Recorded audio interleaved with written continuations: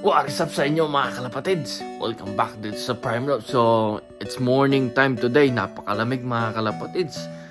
Yung temperature is -16 pero kasama yung windshield, which is yung hangin kapag tinamaan ka, is umaabot ng -23 Celsius. So, i-check natin yung mga bagong pisa na inakay kasi nung last video, napisa yung mga first batch. So, ngayon mapipisa yung mga second batch ng mga egg. At least today o kagabi siguro mga kalapatids. So, i-check natin sila. Samahan niyo ko today. Napakalamig! Let's go!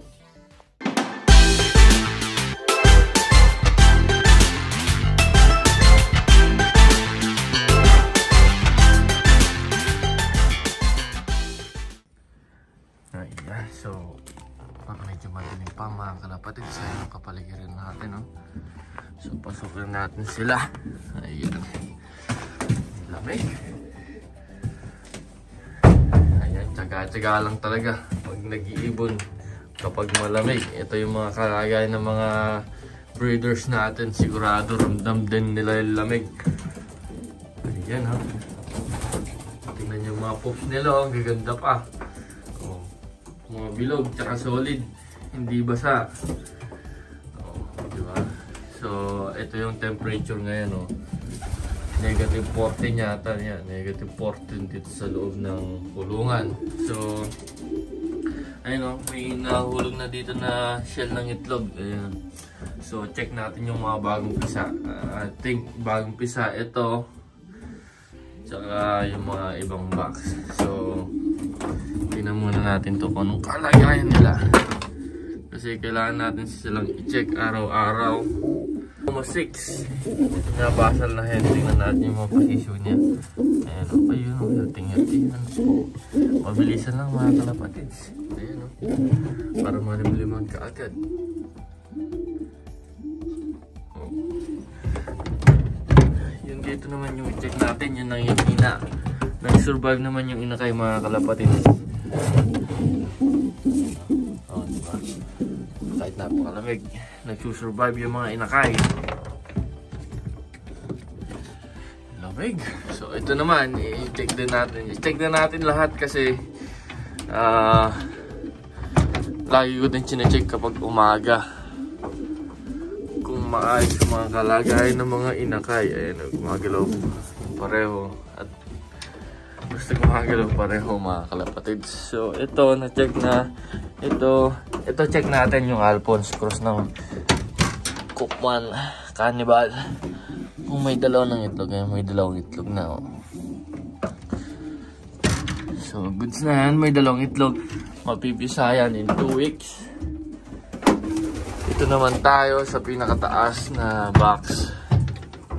Tignan lang natin yung mga. Ito medyo malaki na to kasi sila yung mga unang napisa. Ayan, oh. Diba?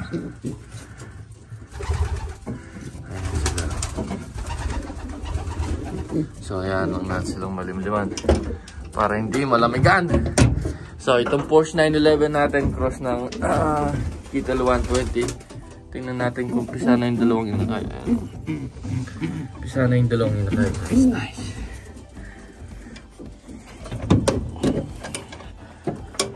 Tapos ito, mapipisa pa yan in 1 week. Itong Jansen Banlon. Ayan, o. Mapipisa yan in 1 week mga kalapatids. So ito naman sa baba. Itong hari natin cross ng cross ng Kittle. Ayan yung mga inakay nyo. Nice. So far, ayos naman lahat. So dito tayo, itong Cookman cross ng Kittle. Ay, may napisa na, oh. Ito yung, alam ko, ito yung pinakaulit ng itlog sa kanilang lahat, eh. Napisa na yung isa. Nakakapisa lang mga kalapatids. Tanggalin nyo natin.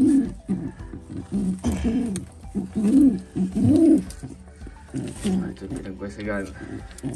Tapos ito yung inakay. Tingnan natin yung pangalawang itlog kong.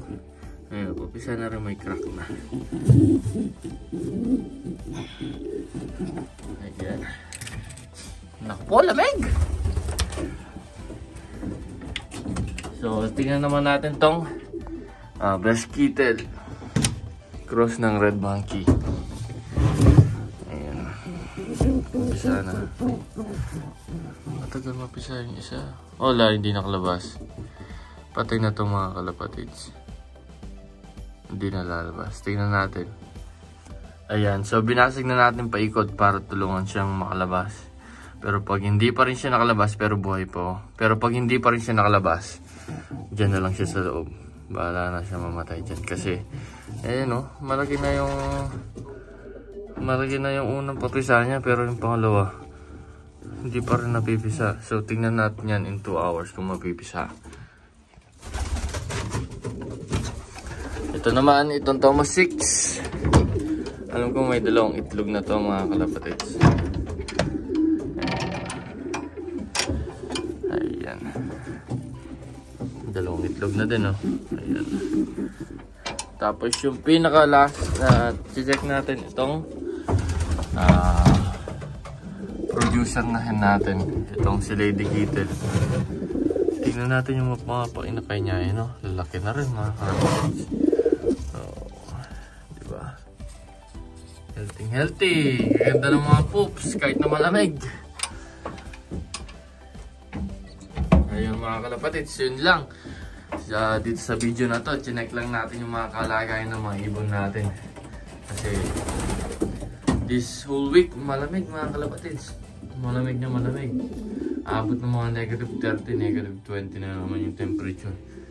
Pero ano lang, mga 2 months na lang, iinit na ulit. 2-3 months. Mga kalapatids, magsa-summer na ulit.